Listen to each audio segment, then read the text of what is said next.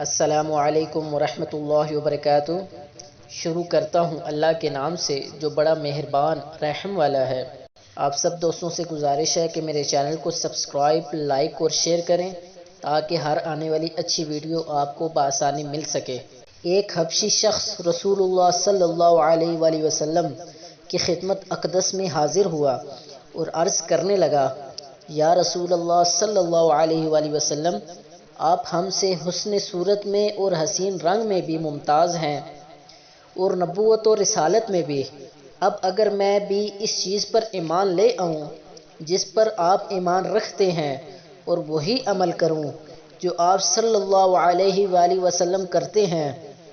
تو کیا میں بھی جنت میں آپ صلی اللہ علیہ وآلہ وسلم کے ساتھ ہو سکتا ہوں؟ نبی کریم صلی اللہ علیہ وآلہ وسلم نے فرمایا، ہاں ضرور، قسم ہے اس ذات کی جس کے قبضے میں میری جان ہے، جنت میں کالے رنگ کے حبشی سفید اور حسین ہو جائیں گے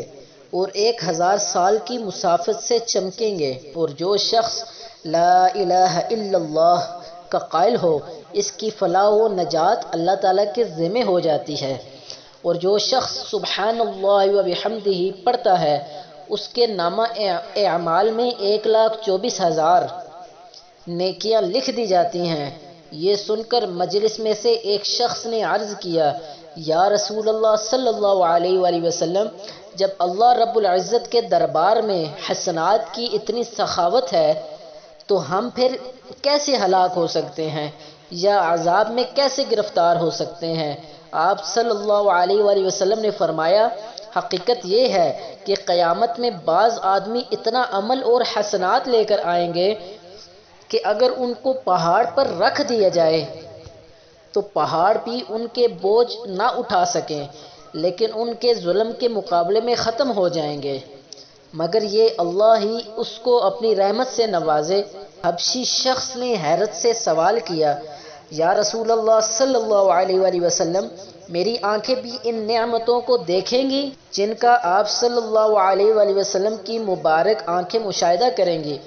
آپ صلی اللہ علیہ وآلہ وسلم نے فرمایا، ہاں ضرور۔ یہ سن کر اس نو مسلم حبشی نے رونا شروع کر دیا، یہاں تک کہ روتے روتے وہیں جان دے دی، اور نبی کریم صلی اللہ علیہ وآلہ وسلم نے اپنے دست مبارک سے اس کی تجزیہ و تکفین فرمائی۔ مزید اسی طرح کی اچھی ویڈیو دیکھنے کے لیے میرے چینل کو سبسکرائب کریں۔